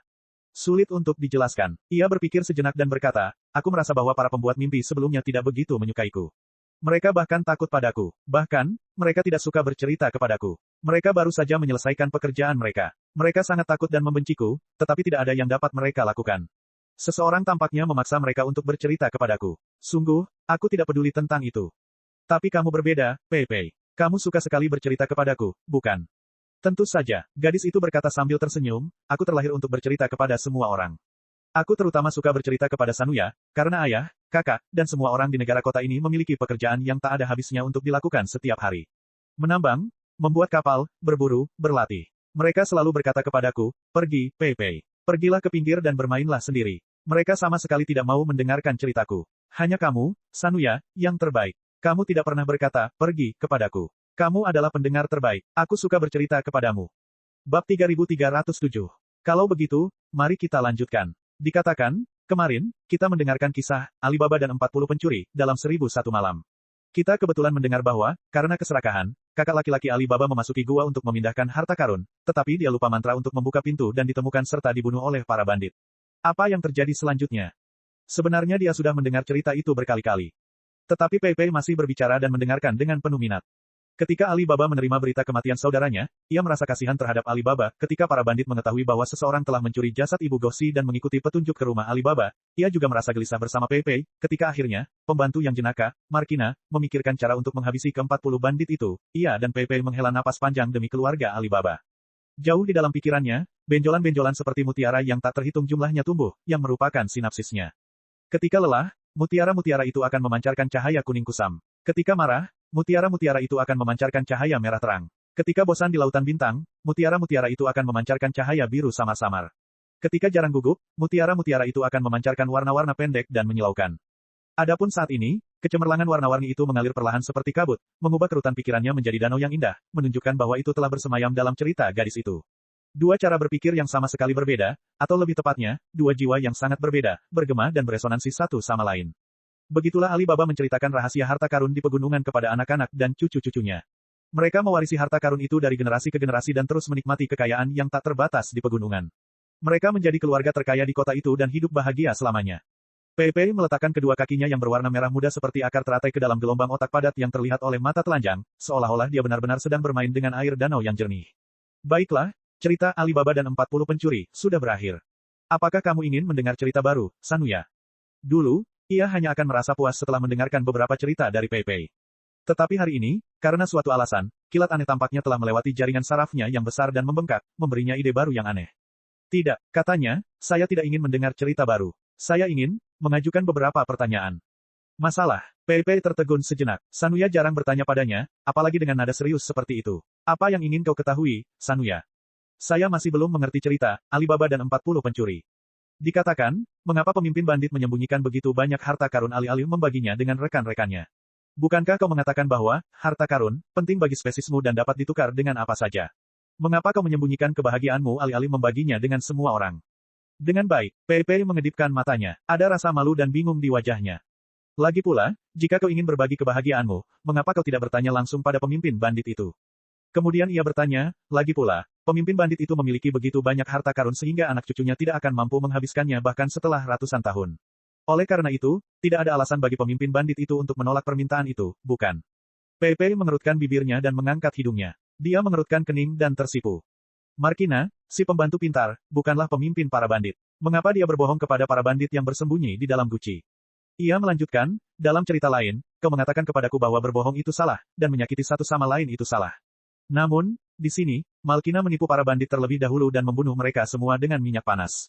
Spesiesmu berbeda dari spesiesku. Saat kau mati, semua kenangan dan warisanmu akan hilang. Semuanya akan musnah sepenuhnya. Mengapa Malkina melakukan hal yang begitu kejam dan tampaknya dipuji oleh semua orang? Itu karena para bandit ingin membunuh seluruh keluarga Alibaba, termasuk pembantunya Malkina. Pepe akhirnya menemukan sebuah pertanyaan yang dapat dijawab. Ini adalah sebuah rencana. Orang baik membunuh orang jahat. Bagaimana ini bisa dikatakan kejam? Skema. Ia merenung sejenak. Penghalang informasi, gangguan informasi, dan penyesatan informasi yang dilakukan satu jenis kehidupan cerdas berbasis karbon untuk membunuh jenis kehidupan cerdas berbasis karbon lainnya. Namun, bagaimana cara menentukan jenis kehidupan cerdas berbasis karbon mana yang baik dan mana yang buruk? Haruskah yang baik membunuh yang buruk? Pepe terdiam lagi. Gadis itu linglung untuk waktu yang lama. Melihat kecerahan hijau yang membingungkan yang berkedip tanpa henti di sinapsis pihak lain, dia hanya bisa mengangkat tangannya untuk menyerah. Aku tidak tahu, Sanuya. Cerita-cerita itu ditulis oleh leluhurku ketika mereka masih di bumi dahulu kala. Itu semua tentang ketika mereka baru saja menyingkirkan ketidaktahuan mereka. Ada banyak konsep yang tidak ku mengerti, aku juga tidak mengerti mengapa mereka melakukan ini, berbohong satu sama lain, menyakiti satu sama lain, dan memiliki hal-hal yang sebenarnya tidak mereka butuhkan. Mungkin mereka bukan benar-benar makhluk cerdas pada saat itu, tetapi sekelompok orang bodoh yang sering melakukan hal-hal bodoh yang tidak dapat dijelaskan. Mungkin, spesiesmu agak konyol, ada banyak hal yang tidak bisa dijelaskan. Dikatakan, misalnya, mengapa kau memanggilku, Void Hunter? Aku belum pernah berburu sebelumnya. Jika berburu adalah bentuk kehidupan berbasis karbon yang memangsa kehidupan berbasis karbon lain dengan segala cara yang mungkin, spesiesku sama sekali tidak memiliki konsep berburu. Kau harus tahu bahwa kami hanya memakan planet dan menghancurkan serta menelan kristal dan mineral secara langsung. Kami tidak membutuhkan kehidupan berbasis karbon lainnya. Aku juga tidak tahu. Itu sudah lama sekali. Saat itu, nenek moyang kita baru saja melarikan diri dari rumah mereka yang hancur. Mereka ketakutan setengah mati oleh luasnya alam semesta, dan kamu terlihat sangat berbeda dari kami. Mungkin nenek moyang saya takut ibu kalian akan menyakiti mereka, jadi mereka memanggil kalian, pemburu Void, seperti para pemburu yang memanggil mangsanya. Aneh, apakah kita takut karena penampilan kita berbeda? Ia berpikir lama tetapi tetap tidak mengerti. Namun, meskipun Alibaba dan 40 bandit itu terlihat sama, mereka tetap waspada satu sama lain, menipu satu sama lain, dan saling menyakiti. Anda mengatakan bahwa nenek moyang Anda belum pernah melihat spesies alien di luar angkasa sebelumnya, dan musuh terbesar mereka adalah diri mereka sendiri. Lalu, mengapa mereka harus takut pada orang asing yang tidak pernah menyakiti mereka? Bab 3308, tanpa judul. Soal itu, saya tidak tahu. Semua orang dewasa seperti itu. Mereka khawatir dan mengeluh setiap hari, takut akan segalanya. Tapi kami anak-anak tidak. Kami tidak pernah takut pada apapun, apalagi alien yang baik dan menyenangkan sepertimu. Mungkin spesiesmu terlalu lemah. Ia berpikir lama dan sampai pada suatu kesimpulan. Kamu mengambang di alam semesta seperti debu di udara. Segala sesuatu di sekitarmu lebih kuat darimu. Semua makhluk dan makhluk tak hidup dapat menelanmu dengan mudah. Tidak heran kamu selalu panik. Tapi sekarang kamu tidak perlu takut. Sekarang kamu sudah memilikiku, aku akan melindungimu. Aku, dalam kata-katamu, sangat kuat. Bahkan badai yang paling mengerikan di ruang 4 dimensi tidak akan bisa melukai aku atau kamu, yang dilindungi olehku. Kita bisa hidup bahagia selamanya, seperti orang-orang dalam cerita itu. Pepe membuka mulutnya, ingin memberitahu Sanuya bahwa itu tidak benar. Bahkan dengan perlindungan dari Void Hunters dan pengembangan teknologi kapal antariksa dan perisai baru, banyak orang masih akan terperangkap dalam badai selama lompatan ruang angkasa 4 dimensi, terkoyak dan musnah dalam kehampaan. Akan tetapi, meskipun telah menceritakan begitu banyak kisah, Sanuya masih merasa sulit untuk memahami konsep, individu, dan kelompok. Selama sebagian besar hidupnya yang panjang, ia telah menjadi serigala penyendiri. Ia adalah ekosfer yang terus-menerus dan melingkar. Sejauh yang ia ketahui, selama tubuh utama komunitas tersebut terpelihara, ia akan baik-baik saja. Namun, individu yang telah meninggal akan terus hidup dalam individu lain. Oleh karena itu, tidak perlu ada rasa sakit atau kesedihan, sama seperti ia tidak akan berduka atas hilangnya ratusan tentakel. Tentakel dapat tumbuh lagi jika dipatahkan, dan yang telah mati dapat terlahir kembali. Apakah itu penting? Tepat, saat itu, leluhurku mengembara di lautan bintang dan sangat menderita. Baru setelah mereka bertemu dengan pemburu Void generasi sebelumnya, mereka dapat hidup dengan damai. Sekarang, dengan perlindungan Sanuya, kami tidak perlu takut lagi. Namun, bagaimanapun juga, kita adalah bentuk kehidupan berbasis karbon skala kecil yang belum berevolusi sepenuhnya. Selama tahun-tahun gelap ketika kita mengembara di lautan bintang, gen ketakutan telah tertanam dalam di sel-sel kita. Itulah sebabnya orang dewasa begitu gugup. Mereka takut pada segalanya dan melakukan hal-hal yang tidak dapat dipahami oleh anak-anak. Sungguh menyedihkan jika Anda memikirkannya. Mungkin, ia tidak berkomentar. Setelah ragu sejenak, ia akhirnya mengajukan pertanyaan yang telah lama ia pikirkan dan tidak dapat ia pahami. Pepe, bisakah kau memberitahuku mengapa kau memanggilku, Sanuya? Hah, Pepe tertegun sejenak. Void Hunter, adalah nama yang kau gunakan untuk mendefinisikan spesiesku. Agak aneh, tapi bisa dimengerti. Katanya, tapi kenapa namaku, Sanuya? Tahukah kamu apa arti, Sanuya? Tentu saja Pei tahu. Sanuya adalah tokoh utama dalam kumpulan cerita, 1001 Malam. Ia adalah seorang raja yang kejam di sebuah pulau pada zaman dahulu yang membenci semua wanita di dunia karena ia dikhianati oleh sang permaisuri. Setelah ia membunuh sang permaisuri, ia selalu menikahi seorang pengantin setiap hari dan membunuhnya di pagi hari. Selama 3 tahun terakhir, lebih dari 1000 gadis tak berdosa telah terbunuh dengan menyedihkan karena amarah sang raja.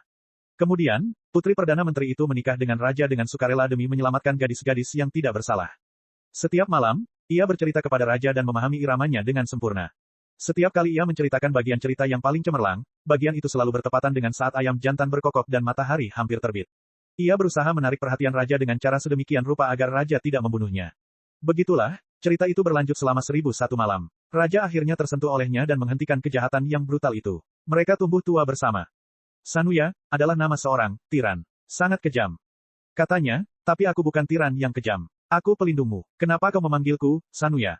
Saya benar-benar tidak tahu. Karena tidak punya pilihan lain, Pei kembali mengangkat tangannya tanda menyerah. Ini adalah nama yang sudah diwariskan sejak lama. Sebelum aku lahir, tidak, sebelum orang tuaku lahir, mereka memanggilmu seperti itu. Kau tahu bahwa hidup kami terlalu pendek dibandingkan dengan hidupmu. Karena itu, aku tidak tahu mengapa orang-orang memanggilmu, Sanuya, dulu.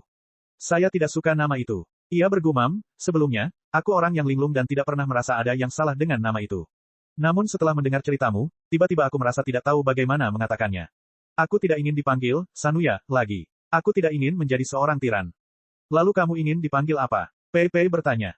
Pangeran Kebahagiaan. Katanya, Pei, kamu tahu kan apa itu, Pangeran Kebahagiaan? Tentu saja, akulah yang menceritakan kisah, Pangeran Bahagia, kepadamu. Pei tidak dapat menahan tawa. Pangeran Kebahagiaan adalah patung yang sangat indah. Permata dan daun emas menghiasi tubuhnya. Ia juga memiliki hati yang paling baik. Semua orang memuji dan memujinya. Musim dingin telah tiba. Orang-orang miskin menggigil dalam angin dingin yang menusuk tulang, menahan siksaan embun beku dan salju. Pangeran Kebahagiaan tidak tahan melihat pemandangan ini. Ia membiarkan burung layang-layang yang lewat mengambil daun emas dan permata di tubuhnya untuk membantu orang-orang miskin. Ia menjadi sangat jelek. Pada akhirnya, ia didorong ke bawah dan dicairkan lagi. Akhir cerita ini tidak terlalu bagus. Tapi saya tetap suka ceritanya. Saya lebih suka Prince Happy daripada Alibaba and the Forty Thieves. Dikatakan, lagi pula, akhir ceritanya juga cukup bagus. Pada akhirnya, bukankah sang pangeran dan burung layang-layang kecil dikirim ke taman Tuhan dan hidup bahagia selamanya? Hah, Pei kembali membelalakan matanya. Sanuya, apakah kamu percaya Tuhan?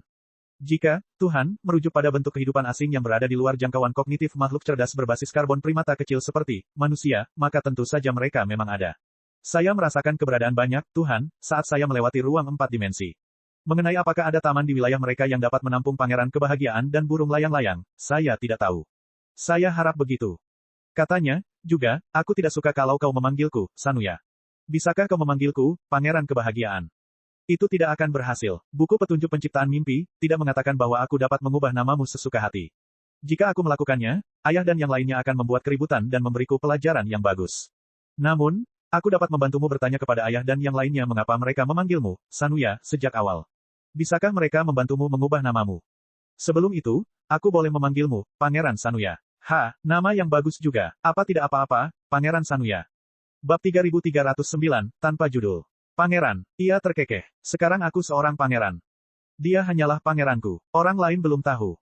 Itu cukup bagus. Ia berpikir sejenak, sinapsisnya terus berkedip. Ayo, Pei, sebagai pangeranmu, aku punya hadiah untukmu. Kabut yang menyebar di antara bayangan-bayangan itu bahkan lebih mempesona, seolah-olah sebuah danau 7 warna yang indah menyebar dari lipatan-lipatan pikirannya.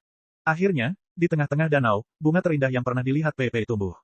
Wow, mata Pei terbuka lebar. Untuk sesaat, dia tidak tahu apakah bunga itu asli atau tidak. Dia tidak bisa menahan diri untuk tidak meraihnya. Dia benar-benar merasakan kelembutan kelopaknya dan duri tajam di tangkainya. Dia sedikit terkejut. Bunga yang tampaknya terkondensasi dari cahaya bintang berubah menjadi aliran cahaya dan menembus ke tengah alisnya, perlahan-lahan berkembang dalam benaknya. Apakah kamu menyukainya? Ia bertanya dengan penuh harap, aku menciptakannya untukmu dalam pikiranku sendiri. Sekarang, aku telah mentransfernya ke dalam ingatanmu melalui riak gelombang otakmu. Setiap kali kau memikirkanku, bunga-bunga akan mekar di otakmu dan berubah menjadi sesuatu yang berbeda. Butuh waktu lama bagiku untuk membangun, bunga tak berujung, yang selalu berubah. Apakah kau menyukainya? Saya bersedia. Memang benar Pei menyukai bunga Sanuya, tetapi dia merasa gelisah. Menurut manual pembuat mimpi dan ajaran ayahnya, hanya pembuat mimpi yang dapat secara sepihak menanamkan informasi ke dalam pikiran para pemburu void, dan para pemburu void tidak diizinkan untuk mengganggu pikiran pembuat mimpi. Kali ini, dia akan dimarahi oleh ayahnya saat dia pulang. Ia bahkan mungkin akan terus diganggu oleh para paman, bibi, dan guru di Biro Pengendali Mimpi untuk waktu yang lama. Namun Sanuya tidak tahu aturan itu. Dia tidak bermaksud begitu. Selain itu, melihat betapa bahagianya dia, Pei tidak tega mengatakan yang sebenarnya sekarang. Ketika dia kembali ke Biro Pengendali Mimpi, para paman dan bibi dengan kekuatan mental yang kuat pasti akan mencoba menghapus bunga tak berujung di kepalanya tanpa meninggalkan jejak. Setidaknya untuk saat ini, sebelum bunga tak berujung layu, biarkan mereka mekar lebih lama lagi. Pei, ia dengan tajam merasakan kabut di kedalaman otak gadis itu dan bertanya dengan ragu, apakah kamu tidak bahagia? Tidak, apakah kamu masih ingin mendengar cerita baru? Cerita, Pangeran Bahagia. Tidak perlu, aku hanya ingin tahu jawabannya secepatnya. Kenapa kau memanggilku, Sanuya? Ia tersenyum dan berkata, tolong, gadis kecil yang lebih pintar dari Markina, bantu aku mencari tahu. Pei berjalan cepat di permukaan tubuhnya yang besar. Karena ukuran dan kepadatannya, Pei tidak mampu memberikan gravitasi sebesar dan sestabil planet. Hanya dengan lompatan ringan, Pei akan mampu melayang di udara, melintasi jarak ratusan meter sebelum mendarat perlahan. Ketika manusia menetap di Void Hunters pada awalnya, mereka tidak terbiasa dengan gravitasi yang tidak teratur dan lingkungan yang tampak seperti gempa bumi. Banyak orang, bahkan beberapa generasi, telah meninggal. Ketika sampai pada generasi Pei, tubuh mereka yang ramping dan langkah kaki yang ringan, bersama dengan latihan tubuh ringan yang telah mereka latih sejak lahir, memungkinkan mereka untuk beradaptasi dengan sempurna dengan aktivitas permukaan para pemburu Void. Bahkan ketika mereka berada di tentakel, yang bergerak paling keras, mereka masih bisa berjalan seolah-olah berada di tanah. Dia mengangkat kepalanya dan menatap langit. Ratusan meter dari permukaan tubuh pemburu kehampaan, ada lapisan kabut biru tua, yang merupakan atmosfer buatan manusia dan medan stabilisasi gravitasi. Perisai spiritual yang luar biasa mengubah permukaan tubuh pemburu kehampaan menjadi rumah yang cocok untuk manusia dan melindungi mereka selama beberapa generasi yang tak terhitung jumlahnya. Baru sekarang, ketika manusia membanggakan teknologi paling maju dalam penyempurnaan kapal perang antar bintang, membangun armada besar dengan pemburu kehampaan sebagai intinya, dan memindahkan lebih dari 95% populasi ke kapal antariksa, perisai peradaban yang paling kokoh menyelesaikan misi sejarah. Akan tetapi, masih banyak orang seperti Pei yang tidak menyukai kehidupan di kapal antariksa. Mereka menganggap bahwa kapal antariksa terlalu membosankan, dingin, dan menjemukan. Ketika mereka tidur di kapal antariksa, mereka tidak dapat mendengar suara puluhan jenis energi yang mengalir di dalam tubuh para pemburu Void maupun melihat kabut warna-warni yang keluar dari semburan. Sungguh membosankan. Setelah melompati kerutan yang panjangnya ratusan meter, ia mencapai area pengumpulan. Tukang hantam yang tak terhitung jumlahnya menusukkan penghambat saraf ke dalam daging dan darah Sanuya, memutus hubungan antara daging dan otak. Kemudian, manusia akan mampu menggali jaringan yang terbengkalai di dalam tubuh Sanuya dengan alat yang paling canggih atau bahkan memotong beberapa tentakel Sanuya untuk membangun pesawat luar angkasa mereka sendiri. Pei tidak menyukai pemandangan seperti itu, tetapi ayahnya ada benarnya. Bagi raksasa seperti Sanuya, mengumpulkan daging dan jaringan yang tidak berguna darinya seperti memotong rambut dan kuku bagi manusia. Itu tidak menyakitkan, tidak berbahaya, dan bahkan diperlukan untuk metabolisme. Sanuya membawa manusia melintasi ruang 4 dimensi dan mencari zona ruang angkasa dan planet-planet dengan energi spiritual yang melimpah di alam semesta untuk melawan risiko dan menghancurkan planet-planet raksasa. Kapal luar angkasa manusia bertanggung jawab untuk menggali lebih jauh pecahan-pecahan planet, memurnikan mineral mentah, dan mengirim kristal-kristal dengan kemurnian tinggi ke area penyerapan dan pencernaan Sanuya. Jika Sanuya memakan kristal tersebut, dia akan dapat menumbuhkan banyak tentakel dan jaringan tak berguna yang terbengkalai. Kemudian, manusia akan menggali benda-benda tak berguna tersebut dan menggunakannya untuk pelatihan mereka sendiri atau penyempurnaan kapal antariksa sebagai material surgawi dan harta karun bumi. Itu akan menjadi keseimbangan sempurna antara hidup dan mati. Meskipun secara rasional ia setuju dengan pendekatan ini, secara emosional, Pei tetap tidak suka melihat adegan berdarah ini. Ya, sistem persepsi Sanuya berbeda dengan manusia. Sebelum pengumpulan, ia juga telah menyuntikkan banyak penghambat saraf, jadi ia tidak akan merasakan sakit apapun. Namun Pei tahu bagaimana melakukannya. Setiap kali ia melihat proses pengumpulan daging dan darah, hatinya akan sakit. Ia juga tidak tahu mengapa. Dia hanya bisa menarik napas dalam-dalam dan mempercepat langkahnya melewati area pengumpulan. Kota yang terbuat dari puing-puing puluhan kapal antariksa itu adalah Kota Harapan Baru. Konon, dahulu kala, tak lama setelah manusia meninggalkan bumi, masa depan masih belum pasti, dan semua orang merasa gelisah. Seorang iblis bernama Laut Seribu Harta Karun, menguasai armada, membunuh semua makhluk hidup, dan menimbulkan masalah. Kemudian, seorang pahlawan besar bernama Tai Xiong, bangkit dan memimpin para penyintas untuk mengalahkan iblis dan menjelajahi masa depan baru. Saat itu, kapal induk armada manusia itu bernama New Hope. Oleh karena itu, para penyintas memperluas ruang hidup mereka dengan puluhan Void Hunter. Kota pertama yang mereka dirikan di surga alam dengan energi spiritual yang melimpah diberi nama New Hope City. Bab 3310, tanpa judul. Dahulu kala, Kota Harapan Baru, di belakang Sanuya adalah kota metropolitan yang makmur, tempat banyak penduduk tumbuh subur dan hidup makmur selama beberapa generasi. Namun, karena sebagian besar penduduk pindah ke kapal antariksa di dekatnya, kota itu tampak jauh lebih luas dan sunyi. Saat ini, hanya mereka yang dekat dengan Sanuya yang akan tinggal di kota itu, seperti staf, Biro Pengendalian Mimpi, dan para penjaga. Ya, Penjaga, itu adalah organisasi yang lucu. Begitu Pei Pei mendekati kota itu, dia melihat ratusan prajurit dalam pelatihan baju besi. Mereka semua melambaikan senjata berkilau di bawah komando Lei Qi, kakak laki-lakinya. Mereka tampak seperti senjata dingin kuno, tetapi mereka memiliki semua jenis kemampuan yang luar biasa. Mereka bahkan dapat menghancurkan ruang dan mengendalikan dari jarak jauh pesawat ulang-alik tempur tak berawak yang kuat, yang melayang di sekitar mereka seperti ratusan bintang jatuh. Mereka tampak sangat mengesankan, tetapi hanya itu saja. Sejujurnya, Pei Pei tidak pernah memahami arti penting dari tim penjaga. Secara teori, yang disebut tim penjaga adalah organisasi yang melindungi semua orang, bukan? Masalah sebenarnya adalah bahwa kombinasi emas manusia dan pemburu Void tidak pernah bertemu lawan yang sepadan setelah ribuan tahun berkelana di lautan bintang. Memang benar bahwa beberapa planet dan zona luar angkasa memiliki raksasa yang dapat bersaing dengan pemburu Void, seperti kepiting raksasa gunung. Namun, semakin besar raksasa itu, semakin lembut mereka. Mereka mengurus urusan mereka sendiri dan kadang-kadang saling bertukar sumber daya dan informasi yang berharga. Mereka sama sekali bukan ancaman. Adapun predator yang lebih kecil, seperti yang dikatakan Sanuya, selama mereka melambaikan tentakel mereka dengan santai, mereka akan sangat takut sehingga mereka akan lari dari ratusan unit astronomi. Dengan perlindungan Sanuya, apa tujuan para penjaga? Pei Pei berpikir lama sebelum akhirnya mengerti pertanyaannya. Apakah ini semacam permainan? Rasanya seperti bermain rumah-rumahan. Itu karena kehidupan sebagai spesies bawahan pemburu Void terlalu membosankan. Mereka memiliki segala macam sumber daya, termasuk energi spiritual, dan tidak ada musuh alami yang dapat mengancam keselamatan mereka. Setiap orang harus berusaha sebaik mungkin untuk menyenangkan diri mereka sendiri dalam kehidupan yang membosankan seperti itu. Cara Pepe adalah bercerita, dan saudaranya beserta teman-temannya, yang tidak punya tempat untuk melampiaskan energi mereka, akan belajar dari orang-orang kuno yang bodoh dan memainkan permainan perang yang konyol, berpura-pura menjadi pahlawan seperti pahlawan besi. Apalagi yang bisa mereka lakukan? Pada saat ini, para penjaga tampaknya telah menemukan sesuatu. Sang kakak berteriak keras untuk mengumpulkan bawahannya. Dia jelas melihat bahwa Pepe tidak menyapanya. Mata dan alisnya berkerut, seolah-olah dia sedang menghadapi musuh besar. Dia tampaknya memiliki banyak hal dalam pikirannya, seperti ayahnya. Hehe, kalau kamu nggak sapa aku juga nggak sapa kamu. Pepe mencibir ke arah kakaknya dan para pengawal muda dari jauh, lalu melompat ke kota New Hope. Saat ini, kota New Hope hampir setengahnya ditempati oleh Biro Kontrol Mimpi. Sinar cahaya virtual 3D ada di mana-mana, memproyeksikan gambar yang diambil dari kerutan pikiran Sanuya. Gambar-gambar itu seperti lukisan cat minyak yang mengalir namun sangat tebal. Para ahli psikoanalisis yang berpengalaman dapat menganalisis pikiran dan reaksi emosional Sanuya yang paling halus dari gambar-gambar berwarna dan menyusun berbagai rencana kontrol sehingga mereka dapat lebih menyenangkannya. Tentu saja, beberapa sinar cahaya memutar ulang cerita antara Pepe dan Sanuya.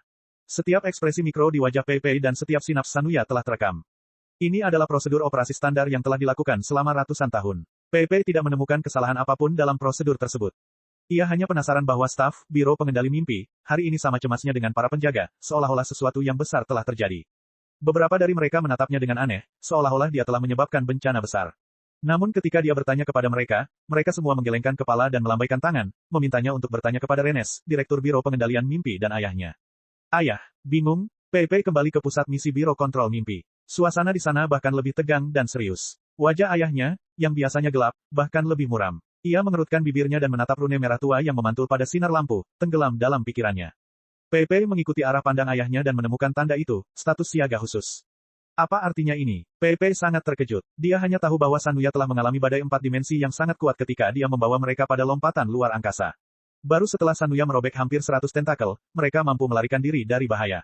Pada saat itu, mereka hanya dalam status siaga level 1. Krisis semacam apa yang bisa disebut super spesial. Pepe punya firasat samar bahwa hal itu ada hubungannya dengan dirinya. Apakah karena dia telah menerima bunga tak berujung dari Sanuya? Tentu saja tidak. Ayah, gadis itu berteriak hati-hati lagi, apa maksudnya ini? Apakah kita melakukan kesalahan? Apakah itu bunga? Tidak, kamu tidak melakukan kesalahan apapun. Bunga itu juga bukan faktor yang paling penting. Ayahnya akhirnya mengalihkan pandangannya dan meliriknya dengan santai. Tidak ada yang bisa kamu lakukan di sini. Kembalilah dan beristirahatlah dengan baik. Mintalah para profesor untuk membantumu memulihkan kekuatan mentalmu. Ada hal-hal yang sangat penting untuk dilakukan dalam beberapa hari mendatang. Kami akan membantu Sanuya terlahir kembali. Mungkin karena ayahnya berbicara terlalu santai dan tenang, tetapi untuk sesaat, Pepe tidak mengerti apa arti terlahir kembali. Namun ketika dia merenungkan dengan saksama arti kata itu, wajahnya menjadi pucat, dan hanya ada kecemasan dan ketakutan di matanya. Metode reproduksi pemburu Void berbeda dengan manusia. Mereka mengadopsi metode tertentu yang mirip dengan reproduksi terpisah. Ketika pemburu Void mencapai akhir hidupnya, ia akan meledak sendiri dan meledakkan beberapa tentakel jauh-jauh. Kemudian, tentakel tersebut mungkin berubah menjadi pemburu Void baru. Oleh karena itu, kelahiran kembali berarti kematian. Namun, umur normal seorang pemburu Void sangatlah panjang, jika diukur dengan standar manusia. Sanuya masih seorang pemuda. Tidak, Dia masih seorang anak yang tidak tahu apa-apa. Itu masih jauh, jauh dari saat dia akan meledak. Mereka akan membunuhnya. Umat manusia mengambil inisiatif untuk membunuh para pemburu Void. Ayahnya, saudaranya, dan semua orang yang tinggal di tubuh Sanuya, keluarganya, teman-temannya, dan rekan-rekannya, semuanya bertekad untuk membunuh Sanuya. Mengapa? Hanya karena sekuntum bunga. Ini bukan tentang bunga, tetapi akhirnya muncul pertanyaan. Ayahnya menjelaskan kepadanya dengan tenang, akhirnya ia bertanya padamu mengapa kau memilih Sanuya.